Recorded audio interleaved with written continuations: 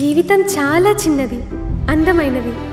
ఈ చిన్న జీవితంలో నాకంటూ ఎవ్వరూ లేరు. ఉంటే బాగుండు అని కూడా నేను అనుకోలేదు. ఎందుకంటే ఆ కృష్ణుడు ఎప్పుడూ నాతోనే ఉంటాడు అని నా నమ్మకం. కానీ జీవితంలో చేరుకోవాల్సిన గమ్యాలు చాలా ఉంటాయి.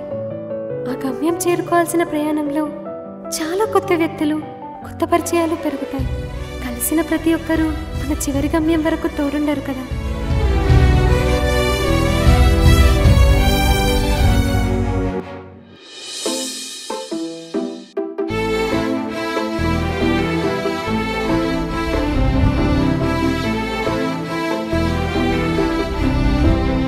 ఇంతకీ నా పేరు చెప్పలేదు కదా.